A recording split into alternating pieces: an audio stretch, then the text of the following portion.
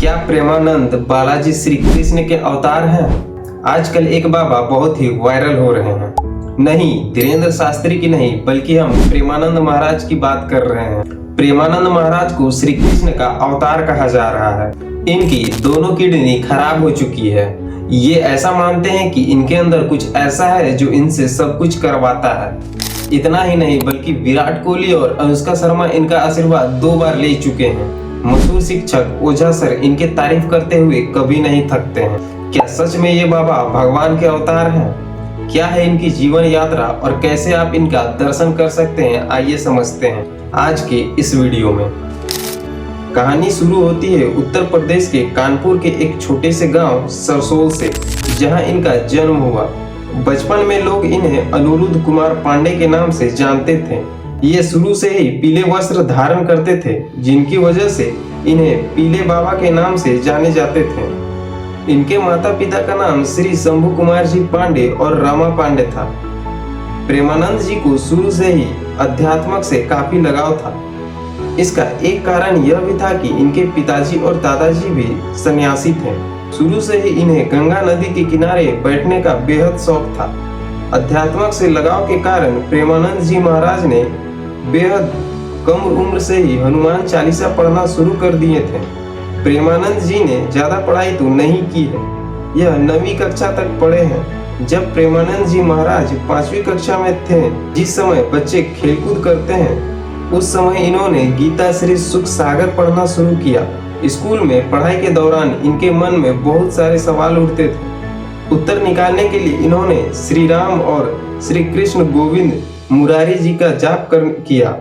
इनका मन शुरू से ही भगवान को ढूंढने के लिए बोलता था, लेकिन उम्र छोटी होने के कारण ये कहीं जा नहीं पाते थे। फाइनली जब वे 9वीं कक्षा में आए, यानी जब वे बोर्ड की तैयारी शुरू होती है, तब उन्होंने ईश्वर की खोज करने के लिए आध्यात्मिक जीवन जीने का दृढ़ निश्चय कर लिया था।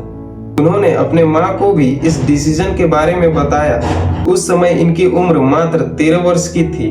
खैर, काफी सोचने समझने के बाद 13 साल की उम्र में इन्होंने घर को त्याग दिया। सबसे पहले घर छोड़ने के बाद प्रेमानंद जी को नौष्टिक ब्रह्मचर्य में दीक्षित किया गया था। उनका पहली बार नाम बदला गया और नाम पड़ा आनंद स्वरूप ब्रह्मचारी। यहाँ से शिक्षा पाने के बाद इन्होंने संन्यास को स्वीकार कर लिया।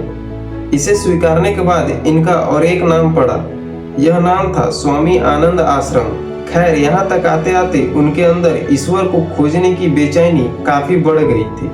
अब वे अपना ज्यादा समय अकेले में बिताना पसंद करते थे। एक दिन ऐसा ही वे अकेले बैठे हुए थे।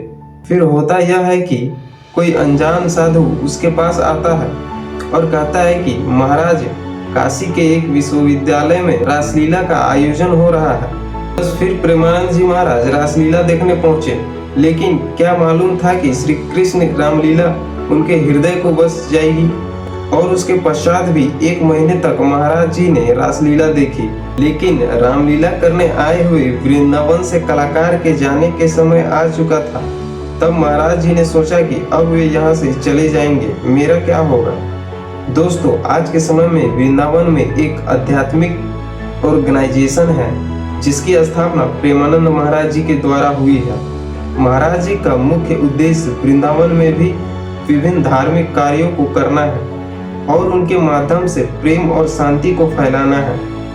इनके बारे में बताया गया है कि इनकी दोनों किडनी खराब है, वह भी 17 सालों से, फिर भी यह जीवित हैं। दरअसल प्रेमानंद महाराज जी ने लगभग 45 वर्ष की उम्र में रामकृष्ण मिशन में अपनी शारीरिक समस्याओं की जांच कराई।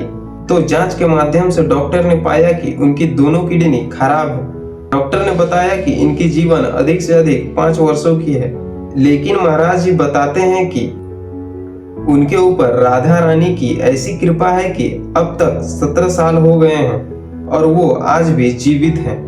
कुछ समय पहले क्रिकेटर विराट कोहली और बॉलीवुड एक्टर अनुष्का शर्मा भी इनसे मिलने आए थे। हालांकि सोचने वाली बात तो यह थी कि जब पहली बार वे विराट कोहली और अनुष्का शर्मा से मिले तो वे इन्हें जानते तक नहीं थे। हालांकि जब लोगों ने उनका परिचय कराया तो बाबा ने कोई विशेष प्रक्रिया नहीं दी, सामान्य भक्तों की तरह उन्हें आशीर्वाद दिया। वर्तमान समय में प्रेमानंद जी महाराज वृंदावन के एक आश्रम में रह रहे हैं। उनका नंबर तो सार्वजनिक नहीं किया गया। अगर आप इनके दर्शन करना चाहते हैं तो इस पते में संपर्क करें। श्रीहित राधा केली कुंज वृंदावन परिक्रमा मार्ग राह घाट वृंदावन उत्तर प्रदेश वृंदावन 28/11/21। तो दोस्तों ये थी कहानी।